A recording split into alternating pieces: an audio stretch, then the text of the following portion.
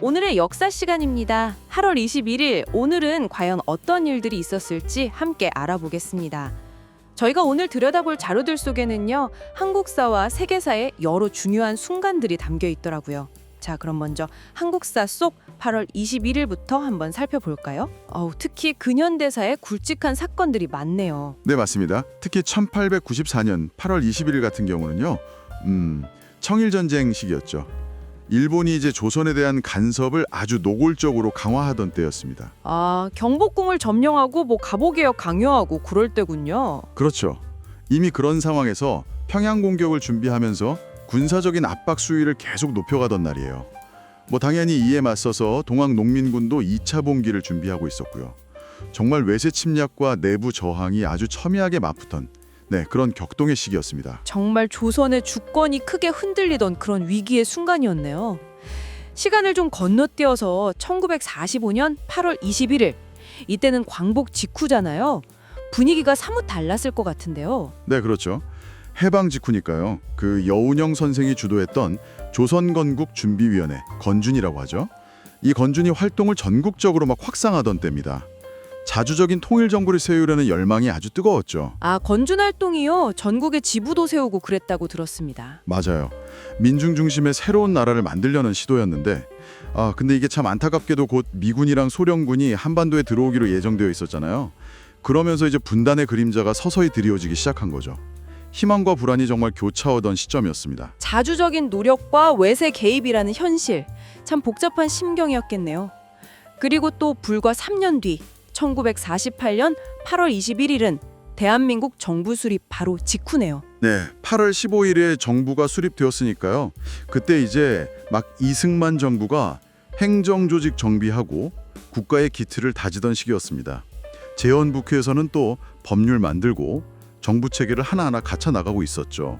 현대 한국의 정치적 기초가 놓이는 중요한 과정이었군요. 네.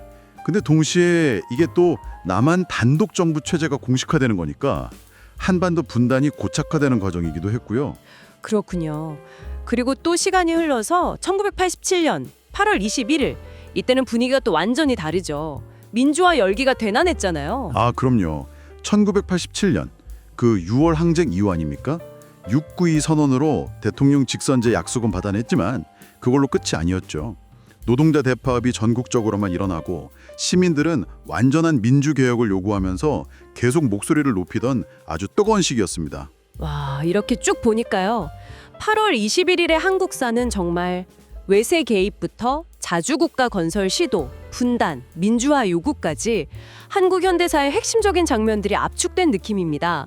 그럼 이제 시야를 좀 넓혀서 세계사 속 8월 21일은 어땠을지 한번 보죠. 이것도 정말 흥미로운 사건들이 많던데요. 네, 세계사도 만만치 않습니다. 아주 오래전으로 한번 가볼까요?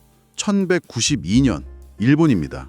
이때 미나모토노 요리토모라는 인물이 쇼군, 그러니까 정의대 장군으로 임명되면서 가마쿠라 막부가 시작된 날이에요. 가마쿠라 막부, 일본 최초의 무사 정권이죠? 맞습니다. 이걸 기점으로 일본은 이후 수백 년간 봉건 시대로 접어들게 되죠. 권력의 중심이 귀족에서 무사로 넘어가는 아주 결정적인 전환점이었습니다. 일본 역사의 큰 흐름이 바뀐 날이네요. 또 다른 사건은 없나요? 있죠. 이번엔 저항의 역사인데요. 1680년 북미 뉴멕시코입니다. 푸에블로 원주민들이 당시 스페인의 아주 가혹한 식민 통치에 맞서서 대규모 봉기를 일으켰어요. 그리고 성공했습니다. 성공했다고요? 원주민 봉기가 식민 지배 세력을 몰아낸 거네요. 네, 그래서 이게 아주 기록적인 사건입니다. 원주민 주도로 식민 세력을 축출한 정말 드문 사례죠. 그런데 또 묘하게도 1770년 8월 21일에는 정반대 성격의 일이 있었습니다. 정반대로? 네, 영국의 탐험가 제임스 쿡이 호주 동부 해안에 도착해서 뉴 사우스 웨일즈라고 이름을 붙이고 영국 땅이라고 선포한 날이에요. 이건 호주 원주민들에게는 비국적인 식민 시대가 본격적으로 시작되는 신호탄이었죠.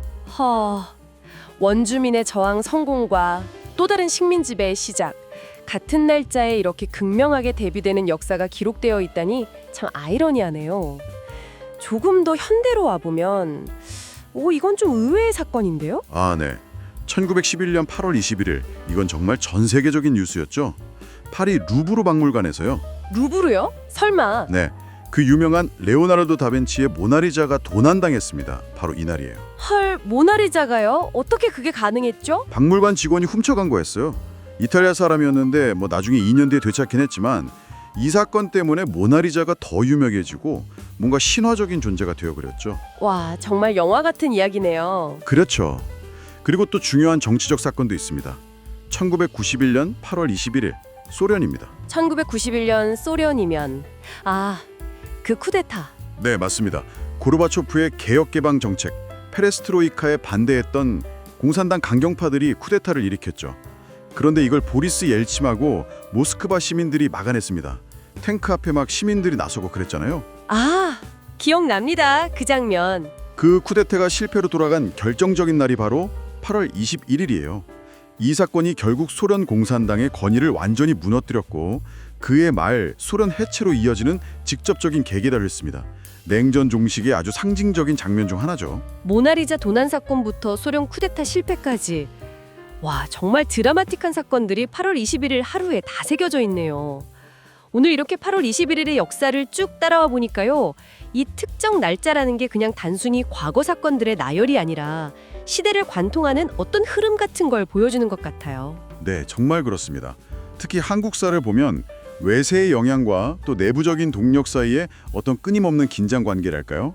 그리고 민주주의를 향한 지속적인 열망 같은 것들이 보였고요. 세계사적으로도 권력 구조가 바뀌는 모습, 제국주의의 밝고 어두운 면, 또 거대한 체제가 무너지는 그런 거시적인 변화의 단면들이 이 날짜와 연결되어 있다는 걸 알 수 있습니다. 네. 과거의 그런 선택들, 사건들이 지금 우리가 살고 있는 이 시대에 어떤 영향을 미치고 있는지 다시 한번 생각해 보게 되네요. 그렇죠. 어쩌면 역사는 이렇게 같은 날짜에 기록된 서로 다른 시간과 공간의 사건들을 좀 연결해서 볼 때 더 깊은 통찰을 주는 건지도 모르겠습니다. 오늘 저희가 살펴본 여러 장면들 속에서 과거의 그 순간들이 현재 우리에게 여전히 던지고 있는 질문은 무엇일까? 한 번쯤 각자 되새겨보는 시간을 가져보시는 것도 의미 있지 않을까 싶습니다.